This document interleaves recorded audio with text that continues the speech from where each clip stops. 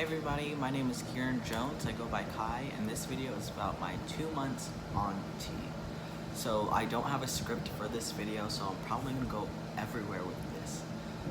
Let's get started. The first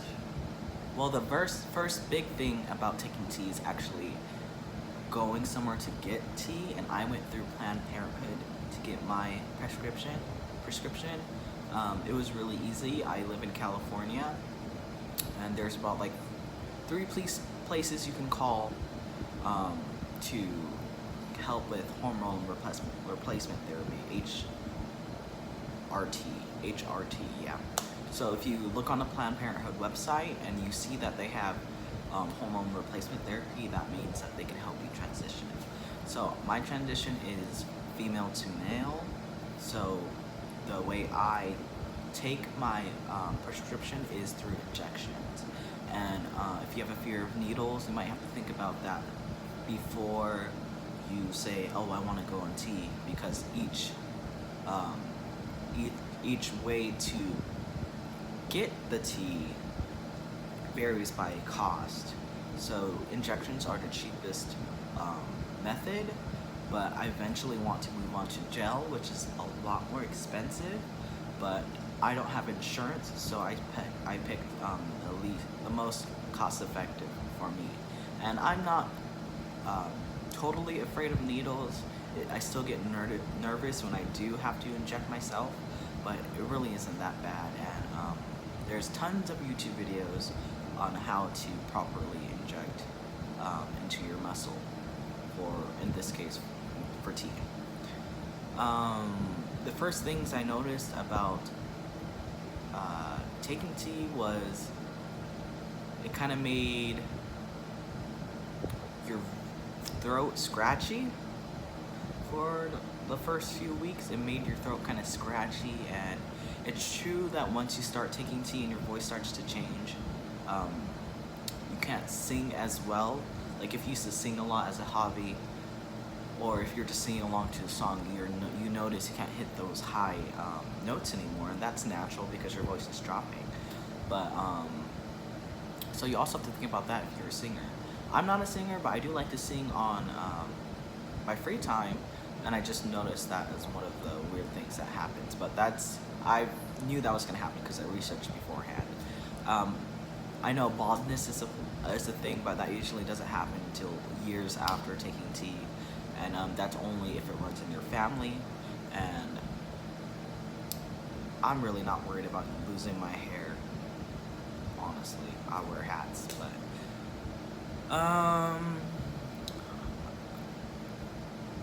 I guess the biggest thing for me is my voice, because it's only been 2 months. It hasn't been that long for me to notice any big changes. I haven't grown a lot of hair anywhere. I haven't gained any huge muscles. But I do feel my personality has kind of drifted a bit, where I'm a little bit more, not like cold-hearted, but a little bit more leveled. And when I'm angry, I can kind of not cry when I'm angry, if you know what I mean. I used to kind of like tear up, and now it's just like kind of angry sometimes, but it's not aggressive angry. It's more like you just show your anger in a different way.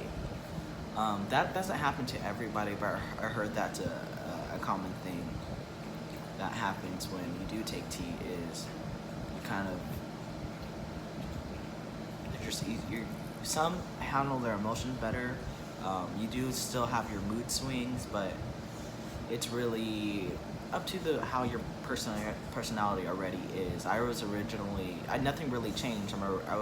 Nothing about my personality has changed.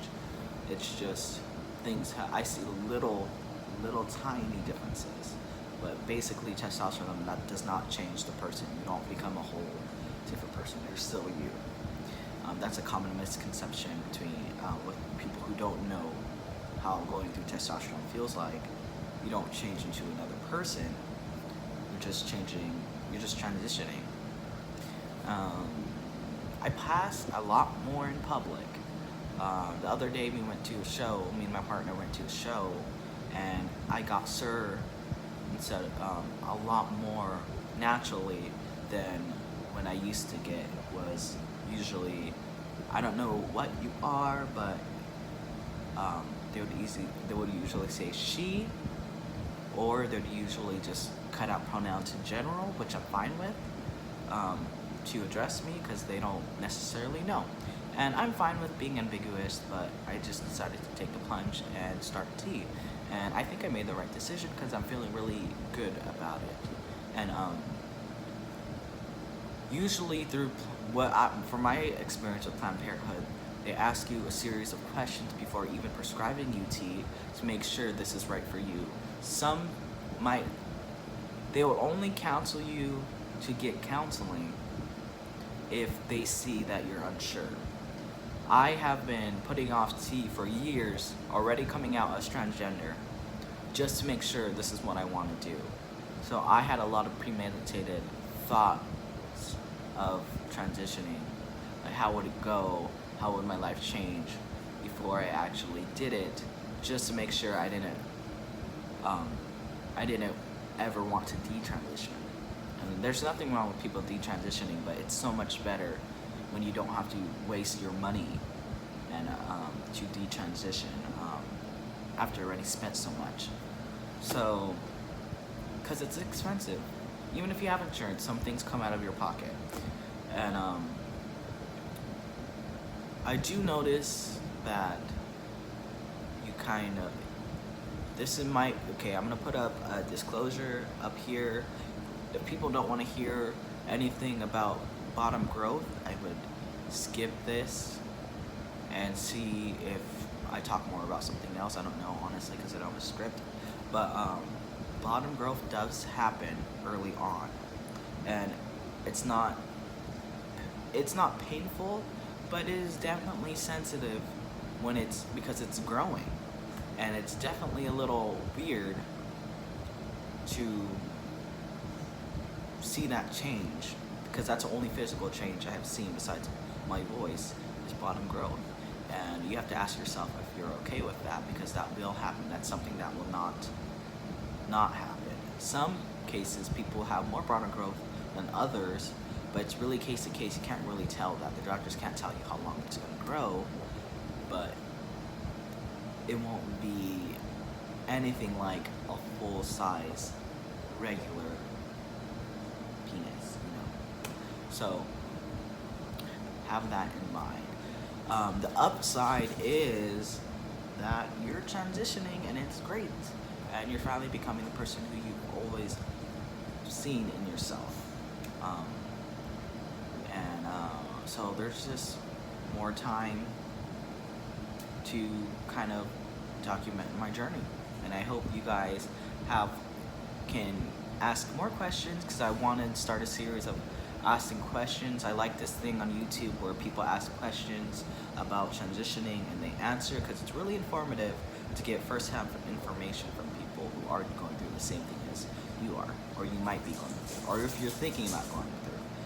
Like, once again, I took years to even call Planned Parenthood or whoever doctor you're with to even get started. So it's okay to wait. People transition at any time in their life, and I started this year. I'm 21 now, so I started this year, and I feel great. I know people who've started when they were 3, and the only change is that the family who you're with will need some time to grasp your situation. Even if you're out with your family, once you actually start T, there's still going to be some backlash if your family isn't 100% supportive, because they're not educated in how safe it is. Because if you're not careful with how you take your injections, if you're doing injections, or how you're taking your T, there are some risks, but that's all about safety. So that's another thing that you have to be clear about with your doctors. How can you take T safely in your terms? If you don't like needles, if you know you can't do your needles, they can do their injections themselves, but that requires you to go every 2 weeks or every week to get your injections. So I do it myself because I don't have that much time. Gel is an everyday gel that you rub on your skin, and that seems a lot more stress relieving than having to literally stab yourself in your thigh. But needles don't hurt if you're swift about it. If you go slow and kind of just like poke your leg a little bit, you're gonna prick yourself. But if you actually just go through and follow it, you're going to be solid, you're fine. Let's see what else. Oh, work. So, because my voice has dropped just a little bit, my voice was originally kind of deep, but because it dropped just a little bit, it's easier to present myself as just Kai without having to announce that I'm transitioning. Because for me, it's kind of a hassle. I don't really like doing that unless somebody asks. If somebody asks my pronouns, I'm all for sharing my whole story. But if it's more of, I don't like presenting it because being transgender isn't necessarily how I want to rain down my whole. The word transgender is not equal Kai for me. It's more like I'm Kai. It's just I'm transitioning. It's not like transitioning first and then Kai. I'd rather put myself first. So that's up to you how you want to share your story too. Because I know a lot of people who are very adamant of saying they're transgender first to put some diversity in the work group. But I usually do it after we already formed relations, and once we're a little bit more comfortable with each other, then I go out and say I am transitioning. And that worked out fine for me of the occasions I have done it. Sometimes I don't say anything at all, even if they're misgendering me. If it's I got misgendered a lot before I transitioned, and I didn't want to put the hassle of kind of arguing with people because it's just work. I kind of separate work from my personal life. But once it gets to a point where I'm really involved, I do come out and say I'm transgender to kind of break the ice. So keep that in mind with your workplace. If you are afraid of coming out to your workplace, get the vibe, feel it out. If you have some friends who can be there for support, I had a friend with me, kind of tell them what's up, because if you want to use the men's bathroom and they're calling you the wrong pronouns, that's kind of something you do have to talk about to use the right bathroom. But if you're not passing right now and you're okay with that because you're thinking of transitioning later and that's when you're going to bring it up, that's okay too, because everybody does it differently. You don't necessarily have to go by the rule book because there is none. I just found out what worked best for me and my personality, and I'm kind of passive, so my friends are usually the more aggressors, but I appreciate them for that. Oh, I guess I can talk a little bit more about how dressing kind of helps me pass, but also how I don't really dress that standard. I do like to do my makeup. I do like to wear wigs sometimes. I do the full drag thing. I have some videos on here with me in cosplay.